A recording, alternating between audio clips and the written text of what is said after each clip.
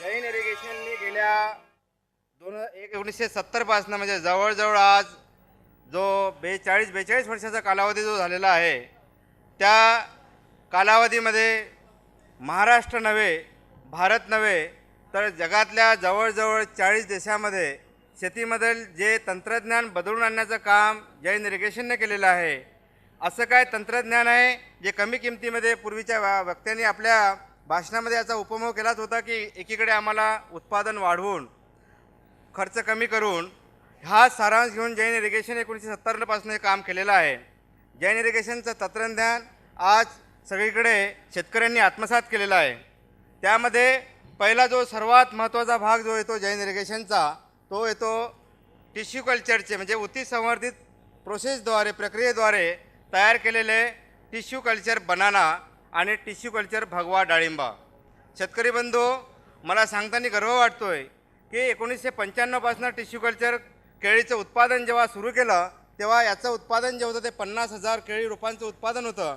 आणि आज बघता बघता भारतातील 8 नव्हे 6 10 नव्हे 12 नव्हे जवळजवळ 16 राज्यामध्ये ह्या टिश्यू कल्चर केळीची जी डिमांड जी मागणी वाढलेली आहे, त्या मागणीला जे कारण आहे ते कारण इथल्या केळीच्या पारंपरिक पद्धतीने घेत असलेले उत्पादन श्रीमंती असेल, बसराई असेल, रोबस्टा असेल, ह्या सगळ्या केळीशी कंपॅरिझन केल्यानंतर याचं ॲश्युअर्ड, याचं डेफिनेट जे उत्पादन येतं आणि ते उत्पादन म्हणजे आज जवळजवळ सांगताना आकडा असा आहे की थक्क करणारा आहे.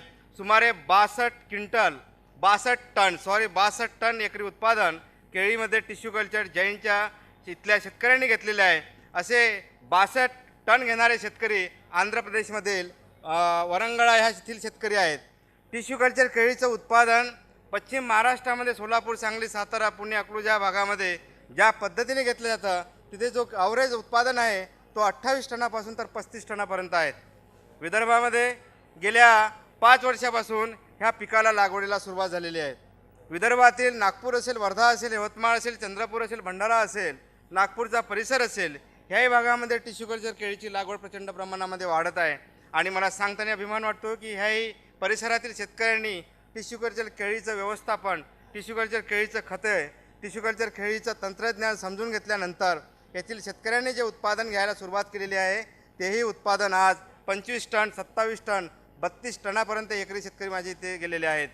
केळीच्या बाबतीमध्ये ही जी जात आहे ही Jain tissue culture G9 variety आहे. आणि ही व्हेरायटी आपल्यासारख्या कोरड्या आणि उष्ण वातावरणामध्ये जर लागवड करायची असेल तर ही केळी आपल्याला 2 ओळीतील अंतर 6 फूट आणि 2 झाडातील अंतर 5 फूट अशा प्रकारे जर लागवड केली आणि हा लागवडीचा हंगाम जूनच्या वेळेस एक वेळा लागवड, सप्टेंबरच्या वेळेस एक वेळा लागवड आणि जानेवारी फेब्रुवारीच्या दरम्यान एक लागवड, अशी वर्षातून 3 वेळा आम्ही जर लागवडीचे केली तर पुढच्या वर्षी केळीचं जे उत्पादन येईल ते सायकलिक पद्धतीने म्हणजे दर महिन्याला तुमचा ट्रक शेतातून निघेल. आणि आज मागील 6 महिन्यापासून केळीचे जर भाव बघितले तर केळीचे भाव हे 8,000 रुपये टनापासून तर 11,000 रुपये टनापर्यंत केळी मार्केटमध्ये केळी विकण्यासाठी येत आहेत. तर शेतकरी बंधू, ह्या छोटंसं वाण जरी असेल, छोटासा फळबागामधील हा नंबर जरी असेल, पण सांगताना मला अर्थशास्त्र सांगताना अभिमान वाटतो की या छोट्याशा पिकापासून आम्ही एका एकराचं जर नियोजन केलं, 30 टन उत्पादन, 25 टन उत्पादन घेतलं तर आज जवळजवळ 2 लाख एकरी मायनस पहिला वर्षाचा खर्च 70,000 जर घेतला तर आम्हाला 1,00,000 लाख रुपये उत्पादन एका एकराच्या केळीपासून मिळतं. याचं सर्वात महत्त्वाचं वैशिष्ट्य असं आहे की ही टिश्यू कल्चरची केळी एक वेळा जर लागवड केली तर एक वेळा लागवडीच्या टिश्यू कल्चरच्या केळीपासून आम्हाला सतत एक प्लस पहिलं मेन मुख्य पीक, त्याच्यानंतर 2 खोडवे पिकं असे जवळजवळ 27 महिन्यातनं 3 पिकं आम्हाला एकदा लागवड केलेल्या केळी रोपाला करता येतं. आणि हे रोपं जे याची जी किंमत आहे ह्या रोपाची किंमत ती 11 रुपये पर्चेसिंग कॉस्ट आणि 3 रुपये 2.5 ते 3 रुपये ह्या डिलिव्हरी चार्ज, अशा प्रकारे 14 ते 14.5 रुपयामध्ये विदर्भातील शेतकऱ्यांना आम्ही हे केळीचं रोप शेतकऱ्यांना उपलब्ध करून देत आहोत. त्याचबरोबर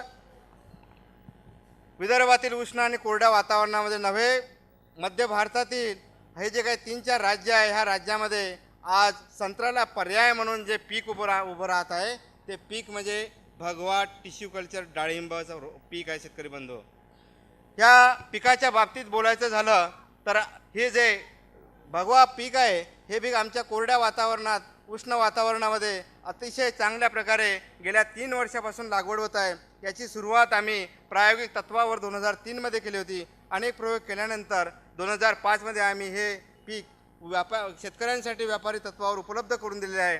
ह्या परिसरामध्ये 5, 6 ते 7 ह्या वर्षापासून लागवड आहे. आणि आज माननीय गडकरी साहेबांनी आपल्या भाषणामध्ये जेव्हा उद्घाटन होतं त्यावेळेस त्यांनी सांगितलेलं होतं की आज नागपूरच्या परिसरातील जवळजवळ 5,000 हेक्टरवरती डाळिंबाची लागवड वाढत आहे. आणि त्यामध्ये सांगताना मला अभिमान परत वाटतोय की याच्यामध्ये टिश्यू कल्चर भगवा डाळिंबाचा जो वाटा आहे तो जवळजवळ 40 ते 50% रोपांचा वाटा आहे. त्याला कारणही तसंच आहे, कारण ही जी रोपं शेतकऱ्याला आम्ही उपलब्ध करून देत आहोत ती रोपं कीडरहित, विषाणूरहित, रोगग्रस्त विरहित आणि हेल्दी रोपं, ही रोपं आम्ही शेतकऱ्यांना 33 रुपयेचा रोप ह्या रेटमध्ये येथील शेतकऱ्यांना, ह्या परिसरातील शेतकऱ्यांना उपलब्ध करून देत आहोत. ह्या पिकाच्या बाबतीमध्ये लागवडीच्या बाबतीत बोलायचं झालं तर याची लागवडीचा जो हंगाम आहे तो हंगाम हा बऱ्याच शेतकऱ्यांच्या मना मी स्टॉलवर असताना मला विचारण्यात आला की डफरे साहेब की ह्या पिकाची आम्ही लागवड जून, जुलै, ऑगस्टमध्ये करू शकतो का? शेतकरी बंधू, आम्ही याचे प्रयोग घेतल्यानंतर असं एक लक्षात आलं की इथली जमीन जी आहे, विदर्भातील जमीन जी आहे, यवतमाळ, वर्धा, नागपूर जी जमीन आहे, इथली जमीन हे हेवी म्हणजे भारी आणि काळी आहे. ही जमीन पाणी पकडून ठेवणारी आहे, निचरा कमी होणारी आहे. ही जमीन डाळिंबाला चालत नाही असं नाही, पण त्यामध्ये जो लँड म्हणजे जमीन तयार करण्याचा, व्यवस्थापन करण्याचा जो खर्च आहे तो जास्तीचा येतो. आणि म्हणून मग प्रयोगांती असं लक्षात आलं की डाळिंबाची लागवड ही आम्ही सप्टेंबरपासनं तर फेब्रुवारी, मार्चच्या पहिल्या आठवड्यापर्यंत करायला पाहिजे. त्याला कारणही असंच आहे की हे येथील वातावरण उष्ण, कोरडं असल्यामुळं, समतीक्ष्ण असल्यामुळे आणि लागवडीच्या कालावधीमध्ये स्वच्छ सूर्यप्रकाश असल्यामुळं टेम्परेचर हे 30-32च्या वर जात नाही. त्यामुळे याची लागवड ही सप्टेंबर महिन्यापासून तर मार्चच्या पहिल्या आठवड्यापर्यंत हा कालावधी अतिशय चांगला आहे. परत ह्या रोपाच्या लागवडीचा डिस्टन्सवर वारंवार जो मला प्रश्न येतो तो प्रश्न म्हणजे याचं अंतर किती ठेवायचं. शेतकरी बंधू, ह्या लागवडीच्या अंतराच्या बाबतीमध्ये बऱ्याच शेतकऱ्यांच्या डोक्यामध्ये संभ्रम आहेत. त्यामध्ये भारी जर जमीन असेल तर 2 ओळीतील अंतर 14 फूट आणि 2 झाडातील अंतर 10 फूट ठेवायला पाहिजे दक्षिण उत्तर. आणि जमीन जर मध्यम असेल तर 2 ओळीतील अंतर 12 फूट आणि 2 झाडातील अंतर 10 फूट. परत शेतकरी बंधू, ह्या पिकाच्या अर्थशास्त्राच्या बाबतीत बोलायचं झालं तर हे पीक लागवड केल्यानंतर 18 महिने कंप्लीट झाले. जर तुम्ही सप्टेंबरला लावलं, सप्टेंबर टू सप्टेंबर 12 महिने होतात. त्याच्यामध्ये परत 6 महिने आम्ही ॲड केलं, बाकीचे परत 4 महिने ॲड केले, तर ही पुढच्या ऑक्टोबर, नोव्हेंबरपासनं 16 महिन्यापासनं 14 महिन्यापासनं जवळजवळ याचं उत्पादन घेणारे शेतकरी हे 50% आहेत. पण आम्ही शेतकरी बांधवांना हेच सांगतोय की ह्या पिकाचं आयुष्य 2 वर्ष कंप्लीट झाल्यानंतरच याच्यामध्ये बहाराचं नियोजन तुम्हाला करायचं आहे. तिसरी जे सर्वात महत्त्वाची गोष्ट गेल्या 3 दिवसापासून माझ्या लक्षामध्ये या प्रदर्शनामध्ये येत आहे की ते बहार घेण्याच्या बाबतीमध्ये शेतकऱ्यामध्ये बराच संभ्रम तयार आहेत. शेतकरी बंधू, येथील वातावरण एप्रिल आणि मे महिन्यातील तापमानाचा जर विचार केला तर इथे 45-46 डिग्रीच्या वरती तापमान जातं आहे. तर हे तापमान आम्हाला कॅनॉपी मॅनेजमेंट करून झाडाच्या फांद्याचं, झाडाच्या येणाऱ्या फुटव्याचं, याची कशाप्रकारे प्रुनिंग, वरचे पानं कापून आम्हाला त्यामध्ये बहार घेता येईल का, ह्यामध्ये एक विशेष कार्यशाळा घेणं आवश्यक आहे. तर हे तुम्हाला त्यामध्ये 2-3 गोष्ट सांगण्याचा मी प्रयत्न करतो. इथे जर बहाराचं नियोजन करायचं असेल शेतकरी बंधू तर तुम्ही हस्तबहाराला पहिली प्रायोरिटी द्या. डाळिंबामध्ये याच्या जेनेटिकल कॅरेक्टर असं आहे की भगवा डाळिंबाला जो फ्लावरिंग आल्यानंतर काढण्याचा जो कालावधी आहे तो कालावधीचा पिरियड 7 महिन्याचा आहे. मृदुला टिश्यू कल्चर डाळिंबामध्ये काढण्याचा कालावधी हा 5 महिने आहे. शेतकरी बंधू, सप्टेंबर महिना म्हणजे 9वा महिना, 9 आणि 5 14. मृदुलाच्या बाबतीमध्ये जर विचार केला तर आमचं डाळिंब हे मार्च महिन्यामध्ये, एप्रिल महिन्यामध्ये मार्केटमध्ये जाऊ शकतो. सप्टेंबर महिना हा 9 महिने जर घेतला, 9वा महिना घेतला आणि त्यामध्ये भगवा डाळिंबाचा जर आम्ही विचार केला तर त्यामध्ये 7 महिने कंप्लीट जर टाकले तर 9 7 16 म्हणजे एप्रिल मे महिना आमचा काढणीला येतोय. तर अशा प्रकारे जर हस्तबहाराचं नियोजन केलं तर आमचं फळ जे आहे ते एप्रिल मे महिन्यामध्ये मार्केटमध्ये येऊ शकतं. आणि जे टेम्परेचर इथे 46-47 डिग्रीवरती जातं ते टेम्परेचरपासून जर वाचवायचं असेल, 48 डिग्रीपासून जर आम्हाला वाचवायचं असेल तर आमचा हस्तभार त्याला सुटसुटीत होतो. प्रश्न राहिला दुसरा भाग आंब्या बहाराचा. आंब्या बहार तुम्हाला सगळ्यांना माहीत आहे की ज्या पिरियडमध्ये आंब्याला बहार येतो तो महिना म्हणजे जानेवारी फेब्रुवारीचा आहे. ह्या पिरियडमध्ये तुम्ही आता मृदुलाचा 5 महिने ॲड करा, मे जून होतो. जानेवारी फेब्रुवारीमध्ये भगवा तुम्ही 7 महिने ॲड करा, जुलै ऑगस्ट महिना येतो. शेतकरी बंधू इथे जाताना एक एक एक गोष्ट घेऊन जा. तुमचे शेजारी असेल, शेतकरी गावातील असेल, मंडळी कोणी नातेवाईक असेल, त्यांना जाताना एकच सांगा की जे काही माझ्या पुढे विदर्भातून जे बरेच डाटा आलेले आहे तो असा डाटा आहे की जून जुलै ऑगस्टपासून जो पाऊस चालू होतो, पाऊस जर जास्त झाला, आर्द्रता जर 70-80% वरती या फळ लागलेल्या पिकाला 2 ते 2.5 महिने सतत जर 80% वर राहिली तर त्याच्यावरती फळ सडव्या आणि त्याच्यावरती डाग येण्याचं प्रमाण जास्त होतं. आम्ही आजपर्यंत संत्र्याचंच व्यवस्थापन करू शकलो नाही. तर आर्द्रता आणि पाणी जास्त येणारा, पाणी जास्तच्या पिरियडमध्ये हे जर फळ कॉम्पेन्सेट झालं, एकत्र जर झालं तर त्याचं नियोजन व्यवस्थापन करणं फार खर्चिक आहे, फार आपल्याला काष्टिक आहे. ते होऊ नये त्याच्यासाठी मग आंब्या बहारासाठी तुम्हाला मृदुलाच्या बागेचं व्यवस्थापन करायचं आहे की तुम्हाला भगवा डाळिंबाचं व्यवस्थापन करायचं आहे, याचा निर्णय तुम्ही घ्यायचा आहे. त्याचा उत्पादनाच्या बाबतीमध्ये 2 व्हेरायटीज जर बोलायचं झालं तर भगवा डाळिंबाची चकाकी कलर जी येते ती अतिशय आकर्षित असते, पण मृदुलाच्या फळाची जी चकाकी असते ती भगव्यापेक्षा थोडी 60% 70%पर्यंतच राहतं. पण उत्पादनाच्या बाबतीमध्ये बोलायचं झालं तर जिथे 100 किलो फळ एका झाडाला मृदुलामध्ये निघेल तिथे भगव्यामध्ये एका झाडाला फळाचं उत्पादन निघेल 60 ते 70 किलो. आणि मग हा जो क्वांटिटीचा फरक आहे तो आम्हाला 10 रुपये 15 रुपये 20 रुपये रेट जरी डिफरन्स पडला तर क्वांटिटीमध्ये आमचा तो भर निघून जातो. चॉईस तुमच्या हातामध्ये आहे. दोन्हीचं उत्पादन आमच्याकडे भगव्याचं जवळजवळ वर्षाला आम्ही 1 करोड रोपाचं उत्पादन करतोय आणि मृदुलाचं उत्पादन हे 5 ते 10 लाख ऑन डिमांड बेस करतोय. जैन इरिगेशनने ह्या 2 गोष्टी संपूर्ण भारताला, ज्याने जागतिक लेवलवरती अमेरिकेसारख्या ओबामा साहेबांनी, प्रेसिडेंट ऑफ अमेरिका ज्यांनी दखल घेतली ह्या 2 प्रोडक्टची, ते सांगताना परत मला अभिमान वाटतोय की ह्या 2 पिकाच्या बाबतीमध्ये संपूर्ण भारतासहित शेतकऱ्याच्या जीवनात आर्थिक गोष्टीमध्ये जे बदल घडून आणलेला आहे ह्या 2 पिकांनी आणलेल्या शेतकरी बंधू. कारण याच्यातलं जेनेटिक कॅरेक्टर असं म्हणतं आहे की याच्यामध्ये ज्या मातृवृक्षापासून ग्रँड 9चं रोप तयार केलेलं आहे, ज्या मातृवृक्षापासून डाळिंबाचा भगवा रोप तयार केलेला आहे, त्याचे जे कॅरेक्टर असतात, एखादी मुलगी पाहत असताना जेव्हा मामकुळ भावकुळ वडिलाचं आईचं सगळं आपण तपासतो, तशाच प्रकारे एक जातीवंत कुलवंत एक डाळिंबाचं झाड असायला पाहिजे, मदर नर्सरी असायला पाहिजे. त्या झाडापासून एक ऑक्झिलरी बर्ड, एक पेशी त्याच्यातनं काढल्या जाते आणि त्या पेशीचं विभाजन, प्रोपोगेशन, मल्टिप्लिकेशन एका लॅबमध्ये जवळजवळ मल्टिप्लिकेशनमध्ये हा कालावधी जवळजवळ 9 ते 10 महिन्याचा असतो. म्हणजे मगाशी म्हणताना शर्मा साहेबांनी बोलले आपल्या भाषणामध्ये की शुद्ध बीजापोटी फळे रसाळ गोमटी, की जे कॅरेक्टर आमच्या पूर्वीच्या झाडामध्ये होते तेच कॅरेक्टर जशाने तसे म्हणजे झेरॉक्स कॉपीसारखे कॅरेक्टर नवीन झाडाला रोपामध्ये येणार. ग्रँड 9 टिश्यू कल्चरच्या बाबतीत बोलायचं झालं तर याची उत्पादन क्षमता 40-50 किलोचा घड देण्याचा असेल तर तेवढा किंबहुना आमच्या मॅनेजमेंटमध्ये जरी थोडीशी चूक झाली तरी 30 किलोचा घड हा कुठेही गेला नाही. झाड जसं आहे तसंच नवीन जनरेशनचं झाड तयार होईल याची गॅरंटी जैन इरिगेशन ह्या व्यासपीठावरून मी देतोय. रोप लावलं म्हणजे बी म्हणजे फळ येणार म्हणजे येणार, एवढं त्याचं सायन्स फार मोठं विज्ञान आहे त्याचं. हे 2 पिकं संपूर्ण भारताला महाराष्ट्रासहित जैन इरिगेशनने दिलेले आहेत.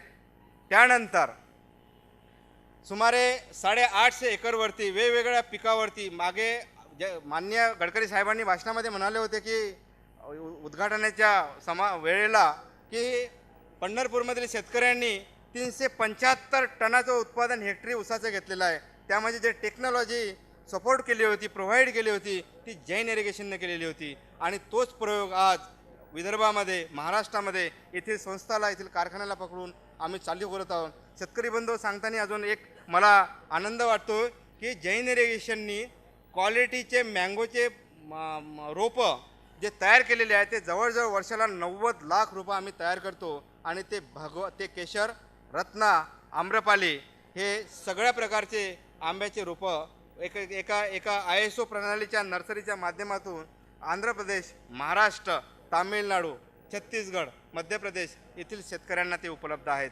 ज्यांना कोणालाही याची ह्या आंब्याच्या बाबतीमध्ये कोणाला याची इन्क्वायरी असेल, ऑर्डर असेल तर मी नंबर तुम्हाला देणारच आहे, त्या बाबतीमध्ये तुम्ही आपली नोंदणी करू शकता. तिसरी गोष्ट, पूर्वीच्या काळामध्ये 30 बाय 30 फुटावर आम्ही आंब्याची लागवड करायचो. जैन इरिगेशनने गेल्या 10 वर्षापासून एकरी 30 बाय 30वर जर फुटावर झाडं लावले तर आमची एकरी झाडं येतात 90 झाडं. पण जैन इरिगेशननी अल्ट्रा हाय डेन्सिटी प्लांटिंग म्हणजे UHDP ही नवीन तंत्रज्ञान विकसित करून एकरी झाडाची संख्या 666 केलेली आहे. 666. आणि शेतकरी बंधू यशस्वीरित्या कमर्शियलरित्या आम्ही त्या झाडाची हाईट जास्तीत जास्त 5.5 7.5 फुटापर्यंत दरवर्षी ठेवतो आणि एका झाडाच्यापासून उत्पादन जे घेतो तेही आश्चर्यचकित करणार आहे. गेल्या 4 वर्षापासून ह्या तंत्रज्ञानाने अल्ट्रा हाय डेन्सिटीच्या तंत्रज्ञानाने आंब्यामध्ये उत्पादन आमचं उडमलपेठ, अल्ट्रा हाय डेन्सिटीचं आमचं उत्पादन चाळीसगाव, अल्ट्रा हाय डेन्सिटीचं उत्पादन आमचं गावामध्ये जळगाव, गावामध्ये पेरू, अल्ट्रा हाय डेन्सिटीचं उत्पादन आमचं आता R&Dमध्ये. याच्यावरती मला सांगताना परत आनंद वाटतोय की मी 12 बाय 10चं तुम्हाला अंतर सांगितलं. आम्ही 6 बाय 3 मीटर बाय 2 मीटर म्हणजे 3 10 बाय 6 फुटावरती डाळिंबाचं प्लांटेशन करून तिथेसुद्धा आम्ही 4 ते 5 हार्वेस्टिंग केलेले आहे. तर अशा प्रकारे शेतीमधील तंत्रज्ञानामध्ये जैन इरिगेशननी फार मोठे स्वतःच्या क्षेत्रावरती R&D रिसर्च आणि संशोधन करून आमच्या शेतकऱ्यांना कमीत कमी किमतीमध्ये जास्तीत जास्त कसं उत्पादन करून देता येईल त्याचे हे प्रयोग चालू आहेत. आणि ह्या सगळ्या गोष्टी ह्या तुमच्यासाठी आहे. तुम्ही तुमच्या भागातून ज्या भागातून तुम्ही याल, निःशुल्क सेवा, राहण्याची व्यवस्था, जेवणाची व्यवस्था तुमची तिथे करण्यात येत आहे. आणि सगळ्या 600 हेक्टरवरती तुम्हाला हा डाळिंब लागवड असेल हाय डेन्सिटीमध्ये, पपई लागवड असेल, आपले पेरू लागवड असेल, नंतर तुमची टिश्यू कल्चर केळीची लागवड असेल, हे सगळं तुम्हाला तिथे पाहायला मिळेल. त्यानंतर टिश्यू कल्चर केळीचं नवीन टिश्यू कल्चरमध्ये आम्ही स्ट्रॉबेरीचे रोपं मार्केटमध्ये आणले नाही. ह्या वर्षी जवळजवळ 30 ते 35 लाख रुपये Mahabaleshwar area, Pune area, Sangli area, Satara area आम्ही शेतकऱ्यांना उपलब्ध करून दिलेले आहेत. हे झालं बियाण्याच्या स्वरूपामध्ये उपलब्ध असणारं जैनचं तंत्रज्ञान. शेतकरी बंधू, संपूर्ण जगाला भारतासहित ज्या कोपऱ्यावर जाल त्या कोपऱ्यावरती जैन इरिगेशन जे ओळखलं जातं त्याचे ब्रँडिंग नेम आहे ठिबक सिंचन. जैन इरिगेशननी आमच्या शेतकऱ्यांना एकरी जवळजवळ 12,000 रुपये पर एकराच्या खर्चापासून तर जवळजवळ 60,000 रुपये प्रति एकर खर्चापर्यंत ठिबक सिंचनामधले जेवढेही संच आहे, जेवढेही माध्यम आहे, हे ठिबक सिंचनामध्ये शेतकऱ्यांना उपलब्ध करून दिलेले आहेत. हे सगळं क्षेत्र शेतकरी बंधू इथे बसलेल्या शेतकऱ्यांना मला तुम्हाला आव्हान आहे, तुम्ही तिथे जर 800 एकरवरती माझ्या पूर्वीच्या बोलण्यामध्ये तुम्हाला मी सांगितलं होतं की शेतकरी बंधू तुमच्याकडे आज काळी माती आहे, फुटभर माती आहे. आमच्याकडे जेव्हा तुम्ही त्या R&D क्षेत्राला व्हिजिट द्याल त्यावेळेस तिथे जर माती बघितलं तर तुम्हाला कुदळीनं खोदावं लागेल, तेव्हा तिथं माती मिळेल, किंबहुना माती मिळणार नाही. अशा प्रक्षेत्रामध्ये ठिबक सिंचनावरती महाराष्ट्रामध्ये येणारे, भारतामध्ये येणारे जेवढे पिकं आहेत, मग ते त्याचा नंबर 25 असेल, त्याचा नंबर 30 असेल, 60 असेल, हे सगळ्या पिकाच्या ट्रायल्स तिथे घेतले जातात. सांगताना मला आश्चर्य वाटतोय की तिथे जिथे माती नाही, जिथे खडक आहे, अशा खडकावरती आम्ही कांद्याचं उत्पादन 22 टन प्रति एकर, 18 टनापासून तर 22 टनापर्यंत कांद्यामध्ये उत्पादन गेल्या 12 वर्षापासून घेत आहे. आणि तो कांदा आम्हालाच लागतो म्हणून आम्ही तो फॅक्टरीला वापरतोय. कपाशीचं उत्पादन आम्हाला जिथे माती नाही आहे तिथे 14 क्विंटलपासून तर 19 क्विंटलपर्यंत उत्पादन मिळतं. शेतकरी बंधू, तिथे मला एवढंच सांगायचं आहे की जैन इरिगेशननी प्लास्टिक कल्चरच्या वापरामध्ये, शेतीमध्ये वापरामध्ये, मग तो PVC पाईप असेल, तो मग तुमचा HDP पाईप असेल, ते तुमचं ठिबक सिंचन असेल किंवा ठिबक सिंचनाला लागणारे सुटे भाग असेल, हे सर्वच्या सर्व एका फोन कॉलवरती तुम्ही ते उपलब्ध करून आमच्या जे काही 3,500 डीलरचं नेटवर्क भारतामध्ये आहे त्या डीलरच्या माध्यमातून आम्ही उपलब्ध करून देतो आहेत. हे सांगताना मला परत आनंद वाटतो आहे. टिश्यू कल्चर, आपले प्लास्टिक कल्चरमध्ये नुसतं आम्ही ठिबक सिंचन असेल, स्प्रिंकलर असेल एवढंच देऊन थांबलेलं नाही आहे, तर भारतामध्ये जवळजवळ BSc MSc नव्हे PhD आणि त्यामध्ये असणारे जे तज्ज्ञ लोक आहेत, असे जवळजवळ 110 लोकांची टीम वेगवेगळ्या पिकानुसार, वेगवेगळ्या वाणानुसार ते आमच्याकडे काम करत आहे आणि ते सगळे शेतकऱ्यांना मार्गदर्शन करत आहे. चौथं जे प्रोडक्ट जैन इरिगेशनने संपूर्ण भारतातील विजेचा तांत्रिक अडचण लक्षात घेऊन जे शेतकऱ्याला उपलब्ध करून दिलेलं आहे ते आहे सोलर एनर्जी. सोलर एनर्जी सोलरचे आम्ही पूर्वी हीटर आपले पाणी गरम करण्यासाठी सोलरचा वापर करायचो. आता त्याच्याही पुढे जाऊन ज्या इलेक्ट्रिसिटीच्या माध्यमातून आम्ही आमचं सिंचन करू शकत नाही त्या त्याला अल्टरनेटिव्ह त्याला साध्य करण्यासाठी आमचे जास्तीत जास्त क्षेत्र सिंचनाखाली आणायचं असेल तर त्यासाठी आता आम्ही सोलर एनर्जी पंप हे शेतकऱ्याला उपलब्ध करून दिलेले आहेत. जळगावला 50 HP पासून तर जवळजवळ 150 HP पंप सोलर एनर्जीवरती चालवत आहे. आताही चालू आहेत. तेही तुम्हाला कधी काही तुम्हाला वाटलं की तिथे येऊन तुम्हाला बघायचं आहे तेही तुम्ही बघू शकता. जवळजवळ ह्या 150 HP पंप पाणी आम्ही जवळजवळ 10 किलोमीटर अंतरावरती त्या सोलर एनर्जीने पाणी नेलेलं आहे आणि तिथे सिंचन केलेलं आहे.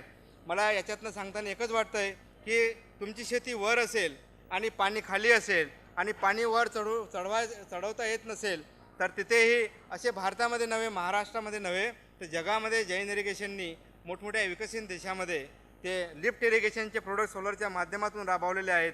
आणि मग तो पाईपाची साईज 150 mm असेल, 400 mm असेल, 500 mm असेल, एवढा प्रचंड प्रमाणामध्ये पाणी उपसून खालच्या प्रदेशातून वरच्या प्रदेशामध्ये पाणी नेलेलं आहे आणि तिथेही इरिगेशन आम्ही यशस्वीरित्या करत आहोत. तेही तंत्रज्ञान अशी काही तुमच्या प्रदेशामध्ये जिथे कुठे समस्या असेल तिथे ह्या समस्येला आम्ही हात घालून तुमचं सिंचन करून देण्याची जबाबदारी नव्हे आम्ही आमचं स्वतःचं ती एक रिस्पॉन्सिबिलिटी समजून तुम्हाला त्याच्यामध्येही मदत करू, याच्यामध्ये काही शंका नाही आहे. 5व्या याच्यामध्ये आता दिवसेंदिवस लेबरचा प्रॉब्लेम फार मोठा भेडसावत आहेत. मगाशी म्हणाले की उत्पादन खर्च करणं हे त्याचं प्रॉफिट आहे, हे सत्य गोष्ट आहे. आज खतं टाकायचे म्हटलं, पाणी द्यायचं म्हटलं, 300 रुपये पर डेचा आज मजूर मिळत नाही आहे. खतं टाकत असताना 3 ते 4 डोज पारंपरिक पद्धतीने शेतकरी बंधू तुम्ही कंप्लीट करतात. अवरेजली 2 लेबर जरी आम्हाला एक डोजला लागलेत एका एकरामध्ये तरी 3 डोस द्यायला 6 लेबर लागतात. 300 रुपयेप्रमाणे 1800 रुपये एका एकराला एका पिकाला द्यायला एका हंगामाला लागतात. याच्यावरती रामबाण उपाय म्हणून ठिबक सिंचन प्रणालीमध्ये आम्हाला व्हेंचुरीच्या सहाय्याने फर्टिगेशन टँकच्या सहाय्याने त्याच्याही पुढची स्टेप जी आहे ती आहे ॲटोमेशन फर्टिजेटच्या सहाय्याने. ह्यामध्ये जैन इरिगेशननी फार मोठं काम केलेलं आहे. जी काही सिस्टम तुमच्या शेतावरती लागलेली आहे त्या सिस्टमला त्याच पाण्याच्या दाबावरती त्याच पंपावरती तुम्हाला हे युनिट लावायचे आहे. आणि मग पाण्यामध्ये विरघळणारा युरिया असेल, पाण्यामध्ये विरघळणारा तुमचा पोटॅश असेल, पाण्यामध्ये विरघळणारे काही मायक्रो सूक्ष्म अन्नद्रव्य असेल, मगाशी सेंद्रिय शेतीमध्ये सांगितलेले दशपर्णी अर्क गाळून घेतला असेल, गाईचं गोमूत्र असेल, मनुष्याचं गोमूत्र असेल, हे सगळे प्रकार आम्हाला आज ड्रीपच्या माध्यमातून पिकाला देणं सहज शक्य आहे. आणि या सेंद्रिय शेतीमध्ये नैसर्गिक शेतीमध्ये ड्रीप सिंचन असेल, मायक्रो स्प्रिंकलरचं सिंचन असेल, हे सगळं डायरेक्टली नव्हे इनडायरेक्टली नव्हे डायरेक्टली हातभार लावतं आणि तुमच्या ह्या ऑब्जेक्टिव्हला सेंद्रिय शेतीच्या ऑब्जेक्टिव्हला परिपूर्ण काम करण्याचं ठिबक सिंचन पण करतं. त्याला मी मगाशी एका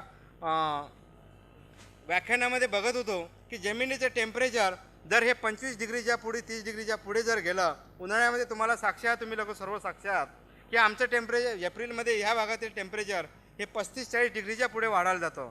तुम्ही नैसर्गिक शेती करा शेतकरी बंधू, इथे भारतातील नव्हे महाराष्ट्रातील 82% जमीन ही कोरडी आहे.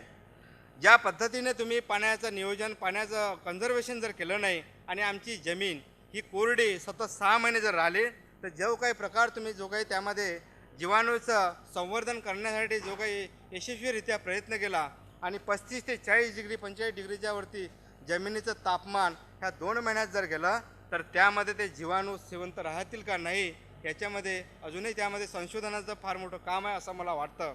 पण जेव्हा ह्या प्रयोगाला तुम्ही हात लावाल शेतकरी बंधू, त्या प्रयोगामध्ये ह्या जीवाणूचं संवर्धन, ह्या जीवाणूचं संख्या वाढवायचं, ह्या जीवाणूचं जीवित करण्याचं काम जर त्यावेळेस करत असेल आणि रामासारखं जर मदतीला धावून येत असेल त्यावेळेस मायक्रो स्प्रिंकलरमध्ये ड्रीप इरिगेशन आणि स्प्रिंकलर आणि मायक्रो स्प्रिंकलर त्यामध्ये सुद्धा तुम्हाला मदत करू शकतो. त्यामध्ये काही शंका नाही आहे. फर्टिलायझेशनमध्ये मी बोललोच आहे. इरिगेशनमध्ये मघाच्या व्याख्यात डॉक्टर शर्मा साहेबांनी म्हटलंच आहे की प्रचंड प्रमाणामध्ये 10 लाख करोड रुपये गव्हर्नमेंट ऑफ महाराष्ट्र असेल, गव्हर्नमेंट ऑफ भारत असेल, खर्च करत आहेत. मला आजपर्यंत यालाही माझी पूर्ण मान्यता आहे की एवढ्या प्रमाणामध्ये प्रचंड प्रमाणात पैसा पाण्यामध्ये खर्च केल्यानंतर, एवढं पाणी भूगर्भामध्ये गेल्यानंतर याचंही कॉन्झर्वेशन करणं, गेलेल्या भूगर्भामध्ये जर हेच पाणी शेतकरी बांधव आम्ही पारंपरिक पद्धतीने ऊसासारख्या पिकाला जर दिलं तर तुम्हाला आश्चर्य वाटेल, एका पिकाला ह्या ऊसाला 1 किलो साखर करण्याला जवळजवळ 2400 लिटर पाणी लागतं आहे.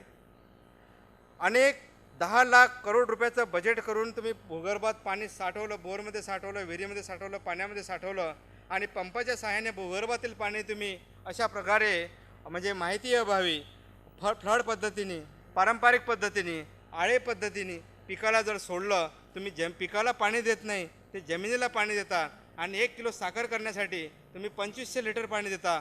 तेच जर तुम्ही ठिबक सिंचनाचा तिथं वापर केला तर आम्ही फक्त आणि फक्त 700 लिटर पाण्यामध्ये तुम्हाला 1 किलो साखर तयार करण्याचं कमिटमेंट ह्या व्यासपीठावरून करतो आहे, 700 लिटर पाण्यामध्ये. आता तुम्हाला वाटत असेल की राष्ट्रीय संपत्ती आहे, आम्ही आमचं बघावं, आम्हाला काय घेणं देणं आहे. एवढंही जरी सत्य असेल तरी तुम्हाला सांगतो शेतकरी बंधू, तुम्ही निसर्गाने दिलेलं पाणी, राष्ट्रीय संपत्तीने दिलेलं पाणी तुमच्या पद्धतीने मन मानेल तसं वापरत असाल तर पिकाचं उत्पादन अशा पद्धतीने कधी वाढलेलं नाही. असं वाढलेलं असेल तर या व्यासपीठावरून यावं, तुम्ही बोलावं, तुमचं मी स्वागत करतो आहे. विषय असा आहे की ह्या पद्धतीमध्ये ज्या पद्धतीने तुम्ही पाणी देताय त्या पद्धतीमध्ये हवा, पाणी आणि माती याचं जे संतुलन राहायला पाहिजे पिकाच्या एकूण आयुष्याच्या 90% कालावधीमध्ये, ते फ्लड पद्धतीमध्ये, पारंपरिक पद्धतीमध्ये, आळे पद्धतीमध्ये, मोकाट पाणी पद्धतीमध्ये राहत नाही. तिथे पहिल्या दिवशी पाणी सोडल्यानंतर 3 दिवस हवेची जागा पाण्याने देतं, पाय फसतात तिथे आणि मुळ्या ह्या एअर स्ट्रेस घेतात, हवेचा ताण घेतात आणि पीक 4 दिवस पाणी देऊनही उपाशी राहतो. हा झाला सुरुवातीला पाणी देण्याचा पिरियड. नंतरच्या 10 दिवसामध्ये जेव्हा तुम्ही 10 दिवसांनी पाणी सोडता त्या पिरियडमध्ये हवेचा ताण, हवा तिथे राहते पण आता मात्र पाण्याचा ओलावा नाही. म्हणजे दुसऱ्या स्टेजमध्ये तिथे हवा आहे, माती आहे पण पाणी नाही. आणि मग जेव्हा आम्ही पाणी भरतो त्या पाण्याची जागा, हवेची जागा पाणी घेतं आणि जे पहिले कारण लागत होतं तेच कारण पाणी भरल्यावरती तीन तिथे मॉडेल ते काम करत नाही. आणि अशा प्रकारे मग तुमचं कपाशी असेल, तुमची मिरची असेल, तुमचा ऊस असेल, त्याच्या आयुष्याच्या एकूण 40 ते 42 दिवस ते पीक जमिनीतून अन्नद्रव्याचं शोषण करतं आणि मग उत्पादनामध्ये ऊस आमचा जवळजवळ 150 टन प्रति एकर जर उत्पादन देण्याची क्षमता असेल तर त्या पिकाला 42% दिवस आम्ही इन्साफ करू शकलो तर तुम्ही त्याला कॅल्क्युलेशन लावा की 150 टन देण्याची उत्पादन क्षमता ऊसामध्ये असेल आणि 40% दिवस आम्ही त्याच्याशी इन्साफ केला, 15 चौक 60. आणि म्हणून आमच्या पूर्तीच्या माध्यमातून असेल किंवा इथे बऱ्याच शेतकऱ्यांनी प्रयोग केला असेल, मला वाटत नाही की अजूनही 70 टनाच्या वरती शेतकरी गेलेले असेल. अवरेजली उत्पादन ह्या भागातील 50 टन, 55 टन, 60 टन, 80 टन गेले असेल, त्यांचं स्वागत आहे. पण ते फारच शेतकरी 2 ते 3% असेल. याला मेजर कारण आहे तुमची पाणी देण्याची चुकीची पद्धत. म्हणजे तुम्हाला वाटत असेल की शासनाने पाणी उपलब्ध करून दिलेलं आहे, तलाव माझ्या बाजूला आहे, विहिरीवरती बंधारा आहे, वीज फुकट आहे, मी पाणी घेतो, शेतामध्ये वाटेल ते करतो आणि आम्ही भरपूर उत्पादन घेतो असं जर असेल, बिलकुल चुकीचा विचार आहे. असं काही त्याच्यामध्ये होत नाही. होतं तर हे तंत्रज्ञानाने होतं आणि तो बदल खऱ्या अर्थाने ह्या ठिबकच्या माध्यमातून ह्या ज्या काही आपल्या भागामध्ये तुमचा संत्रा असेल, डाळिंब असेल, केळी असेल, कपाशी असेल, काटोलसारख्या एका शेतामध्ये मी परवाच्या दिवशी व्हिजिट केली जिथे कपाशीच्या मुळ्याला माती म्हणजे झाडाला सपोर्ट द्यायला माती नाही, त्या ठिकाणी त्या शेतकऱ्याने ठिबक सिंचनवरती कपाशी घेतली. जात ती चांगली नाही, स्वदेशी 5 व्हेरायटी आहे, त्याला म्हटलं होतं लावू नको, त्याने बाहुबली नावाची व्हेरायटी लावली. 2 शेतातलं जेव्हा डिफरन्स पाहिलं तेव्हा असं लक्षात आलं की आतापर्यंत त्या शेतावरती 3 वेचणीमध्ये ठिबक सिंचनावरती माती बुडात नसताना 14 क्विंटल कापूस घरात येऊन गेलेला आहे. आणि जिथे बाहुबली आहे तिथे जवळजवळ ह्या वर्षी 26 ते 27 क्विंटल कापसाचं अपेक्षित उत्पादन आहे, त्याच्यापैकी 30% उत्पादन घरी येऊन गेलेलं आहे. आणि तो कापूस सतत पहिलं पीक त्याला 16 ते 17 क्विंटल येण्याची शाश्वती आहे. ह्या पिकाचं ड्युरेशन जास्त असल्यामुळे, ठिबकनं खतं, ठिबकनं पाणी देण्याची हमखास शाश्वती असल्यामुळे परत फरदडच्या व्यवस्थापनातून त्याला 12 नव्हे 13 नव्हे 14 क्विंटल त्या झाडाकडे जर बघितलं तर 14 क्विंटलचे उत्पादन देण्याची पिकाकडे पाहिल्यानंतर एक शाश्वती वाटतंय. हे सांगताना परत मला अभिमान वाटतो शेतकरी बंधू. 6वी गोष्ट जैन इरिगेशनच्या माध्यमातून सांगताना मला आनंद होत आहे की जे काही तंत्रज्ञान आता प्रकारे अनेक संस्था काम करत आहेत त्या आमच्या मदर संस्था आहेत. ICAR असेल, IAR असेल, विद्यापीठ असेल, ह्या लोकांना आमचा सगळ्यांना नमस्कारच आहेत. पण शेतकरी बंधू, काचाच्या घरामध्ये 10 बाय 15 भिंतीमध्ये कितीही सोन्याला मुलामा दिला, हिऱ्याला पैलू पाडले आणि ते तसंच झाकून ठेवलं तर ते तुमच्या आमच्या कामाचं नाही आहे.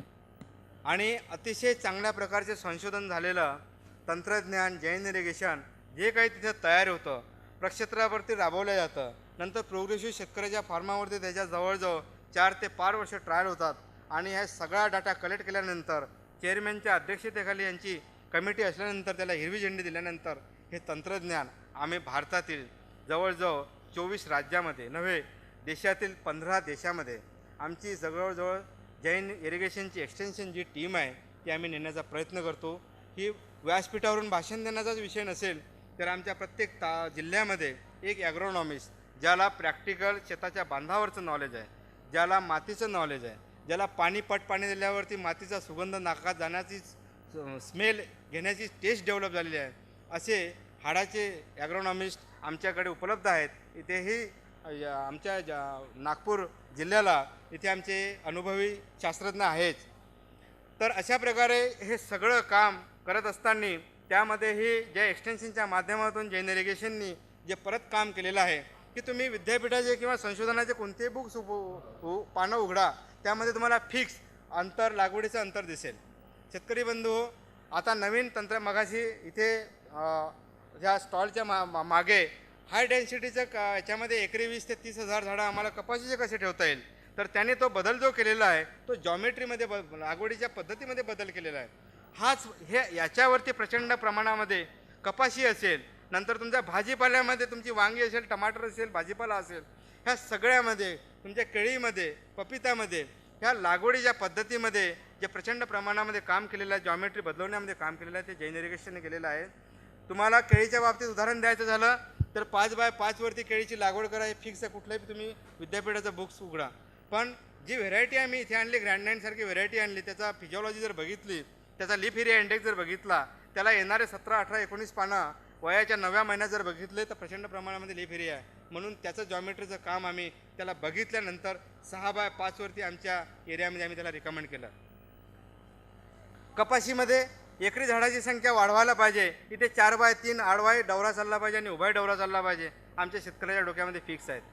पण जैन इरिगेशननी प्लास्टिकच्या माध्यमातून ठिबक सिंचन जर वापरण्याचा प्रयत्न तुम्ही केलात तर तुम्हाला एकाच दिशेने त्यामध्ये डवरण वक्रण अंतर मशागत करता येईल. त्याच्यासाठी तुम्हाला काही घाबरण्याचं कारण नाही आहे. कारण उत्पादन मी तुम्हाला सांगितलेलेच आहे याकडे की एकाच दिशेने आम्ही डवरण वक्रण अंतर मशागत करू शकलो तरी त्याच्या मुळ्याच्या वाढीमध्ये, अन्नग्रहण करण्याच्या क्षमतेमध्ये कुठलाही फरक होत नाही ना. जॉमेट्रीमध्ये असे बरेचसे 60-70 पिकं आहेत ज्यामध्ये आम्ही त्या प्रचंड प्रमाणात चांगलं काम केलेलं आहे. दुसरी गोष्ट एक्सटेन्शनमधली जी चांगली केलेली आहे की शेतकरी बांधव विदर्भामध्ये मला वाटत नाही की 0.5% शेतकरी बांधव आमच्या इथं गादी वाफ्या ह्या टेक्नॉलॉजीला अडॉप्ट केलं असेल. म्हणून जिकडे बघावं तिकडे गादी वाफ्याच्या शिवाय प्लेन पद्धतीवरती कोणतेही पीक घ्या. मागच्या सांगली जिल्ह्यामध्ये आश्चर्यचकित करणारं गादी वाफ्यावरचं ठिबक सिंचन आणि फर्टिगेशन त्यांनी उत्पादन जे घेतलेलं आहे ते उत्पादन आहे 33 क्विंटल सोयाबीनचं. गादी वाफा, ठिबक सिंचन आणि फर्टिगेशन. मला सांगायला गादी वाफ्याचं महत्त्व एवढंच वाटतं आहे की गादी वाफ्यावरती ह्या वर्षी ह्या भागामध्ये ढगाळ वातावरणामध्ये 2.5 महिने जो सतत पाऊस राहिला शेतकरी बंधू, ह्या पावसात ढगाळ वातावरणाने जमिनीनं पाणी पकडून ठेवलं. मुळाला तिथे आम्हाला कुठे विसावा मिळाला नाही आणि ज्या शेतामध्ये गादी वाफा होता तिथे पाऊस पडल्यानंतर पाणी तुरंत 12 तासामध्ये चॅनल त्या खालच्या सरीमध्ये येऊन गेलं, शेताच्या बाहेर निघून गेलं आणि काही का होईना 30% 40% तिथे हवा, माती आणि पाणी याचं एकूण पिकाच्या वयाच्या कालावधीमध्ये एवढा कालावधी आम्हाला त्याला देऊ शकलो. आणि तिथे आज मी मगाशी जे कपाशीचं तुम्हाला उदाहरण दिलं त्याच शेतामधलं हे उदाहरण आहे की अजूनही ती कपाशी मला बरेच इथनं रिपोर्ट आलेले आहे की ह्याच महिन्यामध्ये जवळजवळ विदर्भातील 80% कपाशी उलंगल्या गेलेल्या आहेत. पण ज्या शेतामध्ये जिथे माती नव्हती, भुरांची दुसरं पीक जमीन होती, तिसरी काळीची होती, तिन्ही प्रकारच्या जमिनीमध्ये आम्ही गादी वाफा तयार केला, त्याच्यावरती कपाशीची लागवड केली. अजूनही ते पीक हिरवंचं हिरवं आहे. त्याला शास्त्रीय कारण हे होतं की पाण्याचा निचरा तुरंत होऊन गेला. पाणी पडल्यानंतर दुसऱ्या 12 तासामध्ये पाणी शेताच्या बांधावर जमा झालं, पाणी निघून गेलं आणि तिथे हवा, पाणी आणि माती याचं संतुलन चांगलं राहिलं. याचं जे संतुलन आहे ते असं आहे की वापसा स्थितीमध्ये याचं जे 45% ते 50% माती असायला पाहिजे, 40% हे पाणी असायला पाहिजे आणि 10% हवा. हे जर संतुलन गादी वाफ्यामध्ये ठिबक सिंचनामध्ये आम्ही ठेवू शकलो तर तसंही काहीही पैसे न लावताना, कुठलंही खत न टाकताना 15 ते 22% उत्पादन एवढ्या छोट्याशा टेक्नॉलॉजीमध्ये होतं आहे, हे निश्चित आहे. मल्चिंगचा वापर इथे शेतकरी आता वर्धा जिल्ह्यात, यवतमाळ जिल्ह्यामध्ये करायला लागलेत. फार चांगली गोष्ट आहे. मल्चिंगचा वापर बाजारगाव एरिया, नंतर कोंडाळी एरियात ह्या भागातही करायला लागलेला आहे. मगाशी साहेबांनी बोलताना एका गोष्टीचा जिवंत कुंपण जेव्हा शेतावर आम्ही तयार करतो आणि एक चांगला शब्द ते बोलून गेलेत की यांनी तयार केलेलं, यांनी काय म्हणते पिकाने तयार केलेला कार्बन डायऑक्साईड आम्ही शेताच्या बाहेर जर जाऊ दिला नाही आणि तो कार्बन डायऑक्साईड आम्ही जिथच्या तिथे जर वापरला, तशाही प्रकारे पिकाची वाढ 12% चांगली होते. हे सत्य गोष्ट आहे.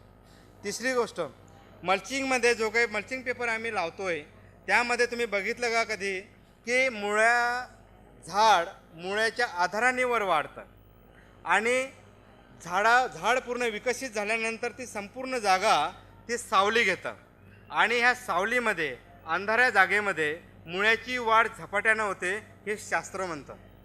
हे जर सत्य आहे, मग हे सत्य जर असेल तर ह्याच मुळ्या आम्ही सुरुवातीच्या पिरियडमध्ये जे अंतर कपाशीमध्ये 5x2 असेल, भाजीपाला 5x3 असेल, अशा पद्धतीमध्ये ह्याच मुळ्या लागवडीपासून आम्ही अंधारात जर ठेवू शकलो मल्चिंगच्या माध्यमातून, तर त्या पांढऱ्या मुळ्याची वाढ ही झपाट्यानं होते. आणि शास्त्रामध्ये नमूद केलेलं आहे की कुठल्याही पिकाला जेवढी मुळ्याची संख्या जास्त, जेवढी पांढऱ्या मुळ्याची संख्या जास्त, झपाट्यानं पांढऱ्या मुळ्याचा विकास, तेवढं झाड तजेलदार चांगलं, तेवढा फुलोरा चांगला, तेवढा फ्रूट सेटिंग चांगलं, तेवढं रोगविरहित झाड उत्पादन चांगलं. आणि म्हणून जैन इरिगेशननी काही पिकं जे घेतले होते त्यामध्ये कलिंगड असेल, भाजीपाला असेल, डाळिंब असेल, केळी असेल, त्याच्यातले जे रिझल्ट मिळालेले आहे, भाजीपाल्यामध्ये एक्सलंट रिझल्ट आम्हाला कोबीवरती मिळाले, कॉलीफ्लावरवरती मिळाले, वांगीवरती मिळाले, भेंडीवरती मिळाले, टरबुजावरती मिळाले. इतके एक्सलंट रिझल्ट झाले आहे. म्हणजे मल्चिंग, गादी वाफा, ठिबक सिंचन आणि फर्टिगेशन, शेतकरी बंधू हा त्रिवेणी संगम जर तुम्ही करू शकलो तर मी तुम्हाला पाहिजे त्या पेपरवरती लिहून देतोय की जीवनामध्ये, शेतीमध्ये आर्थिक आमूलाग्र, आर्थिक शास्त्रामध्ये सडनली 3 महिन्याच्या आतमध्ये जर बदल झाला नाही तर जैन इरिगेशनच्या नावाने पुन्हा भाषण देणार नाही.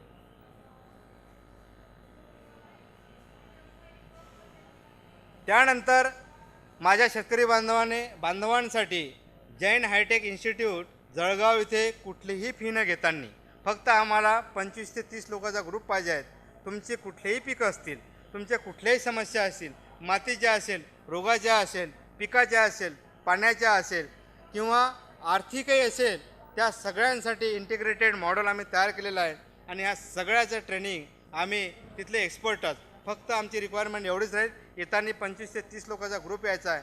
त्याचं ट्रेनिंग निःशुल्क, राहण्याची व्यवस्थासहित तुम्हाला आम्ही तिथे करून देऊ, यामध्ये काहीही शंका नाही आहे. त्या माध्यमातून आम्ही जवळजवळ दरवर्षी 5 लाख लोकांना, 5 लाख शेतकऱ्यांना, भारतातील 24 राज्य, विदे फॉरेनचे जवळजवळ 15 देश, ह्या लोकांना निःशुल्क सेवा, निःशुल्क ट्रेनिंग आम्ही देत आहोत. आणि ते 43,000 वर्षातून, तुम्हाला सांगताना एकच वाटत असेल आकडा की वर्षाचे दिवस 365 असतात. मी म्हणतोय की वर्षातून आम्ही 43,000 दिवस एक्सचेंजच्या माध्यमातून शेतकऱ्याच्या कॉन्टॅक्टमध्ये राहतो. हा नमूद केलेला गव्हर्नमेंट ऑफ इंडियानी आपल्या सर्वेक्षणामध्ये नमूद केलेला डाटा आहे की जैन इरिगेशननी वर्षामध्ये 43,000 दिवस शेतकऱ्यांसाठी दिलेले आहेत आणि हे सत्य आहे. त्यानंतर इथले शेतकरी कॉन्ट्रॅक्ट फार्मिंगमध्ये आम्ही आंध्र प्रदेशमध्ये मँगोच्या माध्यमातून उन्नतीचा प्रोजेक्ट कोका कोलाशी टायअप करून अल्ट्रा हाय डेन्सिटीमध्ये जवळजवळ तिथे 60,000 हेक्टरवरती आंब्याची लागवड करत आहोत. शेतकऱ्यांना कॉन्ट्रॅक्ट पद्धतीने रोपं पुरवणं, टेक्नॉलॉजी पुरवणं आणि त्यांच्याकडनं आंबे घेणं, त्याच्यावरती प्रोसेसिंग करणं आणि तुम्ही जो माझा पिताय तो माझा नथिंग असन आपल्याच महाराष्ट्रातील जळगाव येथील आहे. संपूर्ण जगामध्ये ही फक्त 90% कॉन्ट्रीब्युशन जे असेल तर ते माझामध्ये जैन इरिगेशनचं आहे. पांढरा कांदा आम्ही ज्याचा TSH जास्त टोटल सॉल्युबल सॉलिड जो आहे म्हणजे 100 ग्रॅमचा कांदा जर टाकला तर त्याच्यामध्ये 17-18 ग्रॅम आम्हाला जे पावडर मिळतं ती जात JV12 म्हणून आहे. ती कांदा जवळजवळ 6000 हेक्टरवरती आम्ही शेतकऱ्यांना रेट बांधून दिलेले आहे. ह्या वर्षीचा रेट 7.5 रुपये किलो होता. कॉमनली रेट जो आहे तो 5 रुपये किलो आहे. 7000 हेक्टरवरती कॉन्ट्रॅक्ट फार्मिंग करून आम्ही शेतकऱ्यांना टेक्नॉलॉजी देतो, ठिबक सिंचन देतो, बियाणं देतो आहे आणि त्यांच्याकडनं ते खरेदी करतो आहे, पेमेंट कॅश करतो आहे. हे ॲटोमेशनमधलं फर्टिगेशन युनिट आहे. जे माझे शेतकरी बांधव ज्यांच्याकडे आर्थिक सुबत्ता बरी असेल, ज्यांना पुढे माणसाचा लेबरचा खर्च कमी करायचा असेल तर हे ॲटोमेशनचं युनिट आहे. तिथे कुठल्याही प्रकारचा लेबरचं इंटरव्हेन्शन राहत नाही. हा प्रोग्राम आहेत. ह्या गॅल्कॉन एका कंट्रोलरमध्ये प्रोग्राम तयार केल्यानंतर त्या जो काही क्षेत्र तुम्ही 100 हेक्टरचं असेल, 500 हेक्टरचं असेल, तिथे सगळे हे इंजिनियर लोक तुम्हाला डिझायनिंग करून त्याप्रमाणे पाणी किती द्यायचं, खतं किती द्यायचं, त्यासाठी हे आम्ही फर्टिगेशनचं युनिट ऑटोमेशनमध्ये करतो आहे. राईस बेडचं मी मगाशी म्हणालोच की अशा प्रकारे प्रत्येक शेतामध्ये आमच्या शेतकऱ्याच्या प्रत्येक शेतामध्ये बांधावरती ज्या ठिकाणी तुमचं शेत असेल त्या शेतावरती हे स्ट्रक्चर जर मला पाहायला मिळालं तर मी असं म्हणेल की माझ्या सांगण्याचा काही तुम्हाला फायदा झाला. नसेल तर तुम्ही आजपासून ह्या स्लाईडच्या माध्यमातून बराचसा अर्थबोध ही स्लाईड सांगते. ह्या स्लाईडच्या माध्यमातून तुम्हाला जे काही घ्यायचं आहे ते घेऊन जा. हे जर तुमच्या शेतावर मला पाहायला मिळालं तर तुम्ही कृषी पंढरी तुमच्या शेतावरती उभी राहिली ही मला सांगताना आनंदच होईल. टिश्यू कल्चरच्या बाबतीमध्ये तुम्हाला म्हणायला बोललोच आहे की टिश्यू कल्चरचे रोपं आणि केळीची आणि भगवा रोपं लॅबमध्ये तयार करून ग्रीन हाऊसमध्ये अशा प्रकारे हार्डनिंग आमचं तयार केलं जाते. त्याच्यानंतर शेतकऱ्यांना 10-11 महिन्यानंतर आम्ही रोगविरहित विषाणूमुक्त दर्जेदार सशक्त रोपं 3 ते 4 फांद्या असणारं 1.25 फूट उंचीचं डाळिंबाचं रोप, 6 ते 7 पानं असणारं केळीचं रोप शेतकऱ्याला आम्ही लागवडीसाठी देतो आहे. रोपच देत नाही तर लागवडीनंतरही त्याची छाटणी कशी करायची, पाणी किती द्यायचं, फळाचं आकारमान वाढत असताना मोठं होत असताना स्टेजप्रमाणे त्याला कोणते खतं द्यायचे, कोणते न्यूट्रिएंट द्यायचे, त्याचं खताचं ग्रेडिंग काय, हे सगळी माहिती तुमच्यासाठीच आमच्याकडे उपलब्ध आहेत. तर मगाशी एक बोललो हे एक ठिबक सिंचनचं एक मॉडेल आहेत. मला वाटते मला टाईम कमी आहे, मला 10 मिनटात संपवायचं आहे का. ठिबक सिंचन ज्यांनी बघितलं नसेल त्यांच्यासाठी हे मॉडेल आहे. कशाप्रकारे ठिबक सिंचन शेतामध्ये काम करतं आहे थोडंसं लाईव्हली बघून घ्या की ज्यामध्ये विहीर आहे, पंप आहे, 3 HP पंप, 5 HP पंप, इलेक्ट्रिकच्या साहाय्याने करंट देऊन पाण्याच्या दाबावरती हे सिस्टम चाललं जाते, पाणी वर खेचलं जाते. हे सगळे जे युनिट आहे ते व्हर्टिकल शंकू आकाराचं फिल्टर आहेत, बाकीचं शांड फिल्टर आहेत. हे सगळेच फिल्टर लावण्याची आवश्यकता राहत नाही. जे पाणी नदीतलं आहे त्याच्यासाठी शंकू फिल्टर, आपला बोरचं आहे त्याच्यासाठी शंकू फिल्टर आहे. आडवं जे फिल्टर आहे ते नदीतलं पाणी असेल त्याच्यासाठी आहे. अदरवाईज जे काळं दिसतं जे विहिरीसाठी चालतं आहे तेवढं जरी तुम्ही लावलं तरी सफिशियंट आहे. कारण पाण्याचा घाण होण्याचं जे सोर्सेस आहे ते गाळ आहे, कचरा आहे, पाण्यामध्ये असणारे वेगवेगळे क्षार आहे. ते क्षाराचं, पाण्याचं, घाण्याचं स्वच्छ शुद्ध करणं आवश्यक आहे. कारण ठिबकचे जे छिद्र इमिटर्स आहेत ते अतिशय सूक्ष्म असतात. हे जर पाणी आम्ही स्वच्छ फिल्टर करून जर दिलं नाही तर ते बुजण्याची शक्यता असते, चोक होण्याची शक्यता असते. त्याच्यामुळे फिल्टरिंग सिस्टम लावणं आवश्यक आहे. हे अशा प्रकारे पाणी शेतामध्ये ह्या ज्या पसरलं जातं हे सगळे दाबावर चालणारी सिस्टम आहे. कृपा करून तुम्हाला ठिबकचं नॉलेज जरी असेल त्या शेतकरी बंधूंना, हे एक हायड्रोलिक इंजिनिअरिंग आहे. एका सूत्रावरती हे चालतं आहे. ज्याने त्यांनी आमचं शेत आडवं आहे, उभं आहे, 5-5 फुटावरची ड्रिप लाईन टाकल्या आणि मला काही याच्यातलं सर्व येतं असं करू नका. हायड्रोलिक इंजिनिअरिंग असल्यामुळं त्यामध्ये जो ME झालेला आहे, BE झालेला आहे, ज्याला अनुभव आहे, अशाच सेल्स एक्झिक्युटिव्हकडनं किंवा इंजिनिअरकडनं तुम्ही डिझायनिंग करून घ्या, इन्स्टॉलेशन करून घ्या आणि हे सिस्टम अशा प्रकारे इन्स्टॉल करा. ह्या भागामधील कोरडं वातावरण, माती, जमीन आणि इथल्या पिकाची जर क्रॉपिंग मेथड जर बघितली तर मला ॲडवाईस करूशा वाटतं आहे तो असा की जमीन जर हलकी आणि मध्यम असेल तर 2 लॅटरल गाळ्यामधील अंतर 4 फूट ठेवायचं. भारी जमीन जर असेल तर 2 नळीमधील अंतर 5 फूट ठेवायचं. आणि याच्यावरती तुमच्या भागामध्ये जे काही पिकं वर्धा असेल, हळद, अद्रक असेल ते लागवड करू शकता. टमाटर असेल, वांगी असेल, भेंडी असेल ते पिकंही त्याच्यावरती लागवड करू शकता. कॉटन असेल तेही पीक त्याच अंतरावरती लागवड करू शकता. ऊस असेल तेही पीक त्याच पिकावरती लागवड करू शकतात. सर्व शेवटी सांगताना 55 ते 60 प्रकारचे पिकं ह्याच पद्धतीवरती तुम्ही लागवड करू शकता. गेल्या 3 तासापासून क्युमिन, जिरा, ओवा याच्यावरती जे तुमचे कांदा, बटाटा हे सगळे जे झालेले आहे हे सर्व पिकं तुम्ही ह्या 2 ओळीतील अंतर 5 फुटावरती तुम्ही लागवड करू शकतात. याच्यात कोणतीही शंका घेऊन तुम्ही इथून जाऊ नका. हे अशा प्रकारे वेगवेगळ्या पिकाला मी दाखवण्याचा प्रयत्न करत आहे माझ्या स्लाईड्समधनं. तुम्ही ते बघू शकता. पहिला मोसंबीचा बगीचा, दुसरा डाळिंबाचा प्लॉट आहे, तिसरा मिरची आहेत, वांगी आहेत, डाळिंब. नंतर शेतकऱ्याच्या अडीअडचणी बघून आम्ही नॅशनल बँकेच्या सोबतही टायअप आहेत. नॅशनल बँकेच्या जेवढ्याही स्टेट बँक असेल, युनियन बँक असेल, बँक ऑफ इंडिया असेल, पण जैन इरिगेशननी वेळेवर पतपुरवठा होत नाही, शेतकऱ्याला अडचणी येतात. त्यासाठी स्वतःची नॉन बँक फायनान्स कॉर्पोरेशन सफल नावाची काढलेली आहे. याचा व्याजदर कमी आहे. याचं ऑफिस नागपूरला आहे. इथे मागे स्टॉल लागलेला आहे, तिथे ते लोक बसलेले आहेत. ज्या लोकांना drip system, solar system, lift irrigation करायचं असेल तर हा वाजवी दरामध्ये फायनान्स कंपनीने शेतकऱ्यासाठीच उपलब्ध करून दिलेला आहे. तिथे तुम्हाला आपल्याला सविस्तर चर्चा करता येईल. अशा प्रकारे टिश्यू कल्चर केळी, नंतर आपला शिमला मिर्च, अशा प्रकारे कॉटन, नंतर आपलं गोबी, असा नंतर त्याच याच्यावरती आंब्याची लागवड अशा प्रकारे आपल्याला करता येतं. कांदा, मी मगा म्हणालोच तुम्हाला, मला काल शेतकरी भेटले 600 कट्टे. मी म्हटलं मला थोडा शॉक वाटला एका एकरामध्ये. कट्ट्याचं वजन विचारल्यावरती म्हणजे 47-45 किलो असं एका कट्ट्याचं वजन होतं. 600 कट्टे एका एकरमध्ये. 600 गुणिले 45 केलं तर तुम्ही, माझं गणित कच्चं आहे, तुम्ही गुणाकार केला तर तुम्हाला येऊ शकतं ते. शेड हाऊसमध्ये सुद्धा सगळी कन्सल्टन्सी तुम्हाला आता नागपूरच्या पेरिफेरीमधला भाग पॉली हाऊसमध्ये कन्वर्ट होत आहे. त्याचं एक वेगळं डिव्हिजन आहे.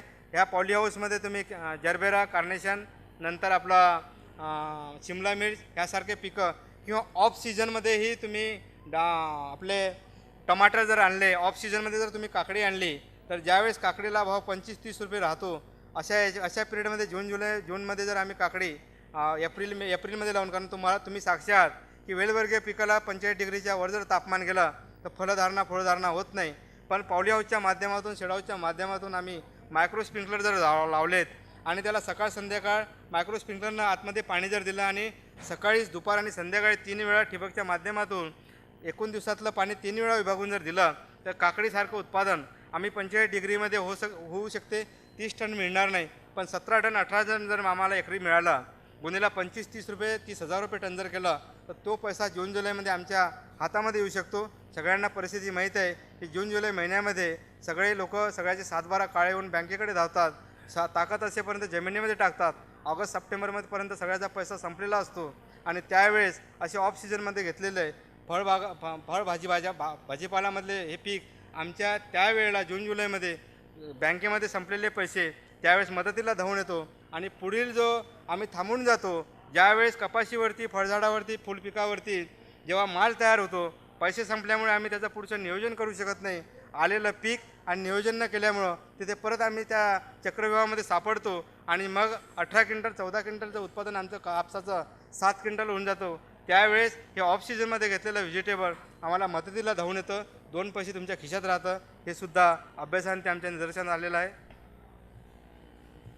R&Dचे प्रयोग अशा प्रकारे चालत असतात. मी मगाशी तुम्हाला जे म्हणालो की हे 3 बाय 2 मीटरवरती लावलेला अल्ट्रा हाय डेन्सिटीचा आंबा आहे. याची उंची बघा, 666 झाडं आम्ही एकरी यामध्ये लागवड केलेली. अशा प्रकारे काढणी, फवारणी, लागवड हे सगळं खर्च तो आमच्या आंब्यामध्ये वाचला जातो.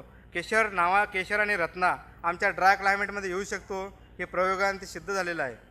सोलरचं मी तुम्हाला म्हणालच आहे.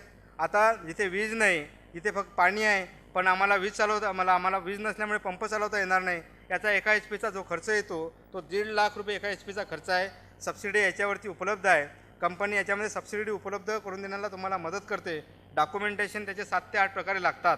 ह्या सिस्टममध्ये तुमच्याकडे तलाव असेल, 10-15 शेतकऱ्यांनी एकत्र आणला आणि हा प्रोजेक्ट राबवला तर आम्ही जैन इरिगेशन कंपनी हा प्रोजेक्ट राबवण्यासाठी, पाणी खालून वर आणण्यासाठी सगळं तुम्हाला मदत करेल. बँक फायनान्सही मदत करेल, यात काही शंका नाही. मल्चिंगच्या वापराच्या विषयी मी तुम्हाला सांगितलेलंच आहे. एक्सटेन्शनच्या मेथड्समध्ये आम्ही कपाशीच्या बाबतीमध्ये प्रचंड प्रमाणामध्ये 70,000 शेतकऱ्यांचा डाटा आम्ही अनालिसिस केल्यानंतर असं लक्षात आलं की महिन्याच्या कोणत्या आठवड्याला कोणते ऑपरेशन करायचे आहेत. ते प्रकारची ही स्लाईड तुम्हाला दाखवत आहे की फवारणी, मायक्रोन्यूट्रियनची फवारणी कोणत्या महिन्यात व्हायला पाहिजे, बोलाचा साईज वाढायचा असेल तर कोणत्या महिन्यात काय द्यायला पाहिजे, पांढऱ्या मुळ्याची वाढ 2.5 महिन्याच्या आतमध्ये जर करायची असेल तर त्याला काय द्यायला पाहिजे, हे सगळं ह्या माध्यमातून आम्ही शेतकऱ्याला त्या त्या पिकाप्रमाणे माहिती देण्याचा प्रयत्न करतो आहे. अल्ट्रा हाय डेन्सिटीचं एक्सप्लेनेशन करताना आमचे कृषी तज्ज्ञ इथे आहेत, दिसत आहे तुम्हाला. अशा प्रकारे हे जेव्हा मी फरदडच्या व्यवस्थापनासाठी शेतकऱ्याच्या शेतावरती व्हिजिट केली होती, त्यांना ते नियोजन करत असताना तो एक फोटो आहे. डाफरे साहेब मला वाटतं आता थांबावं, संपत कारण झालेलं. पुढच्या वर्कशॉपचे स्पीकर आणि येस success याच्यानंतर story हे आलेले. माझंही झालेलं आहे सर. ज्या शेतकऱ्यांना काही आणखी प्रश्न हो, हो. असतील ते आपल्याला स्टॉलवर येऊन भेटतील. एक्झॅक्टली. आणि माझा नंबर तुम्ही लिहून घ्या, 94 22 77 49 86. 94 22 77 49 86. डॉक्टर गुणवंत डफरे. नागपूरला ते गणेश पेठ आहे ना, काय कोणतं माता मंदिर ते बसस्टँडच्या बाजूला, त्या माता हां त्या मंदिराच्या बाजूलाच आहे ते. पण मी जळगावला असतो. 94 22 77 49 86.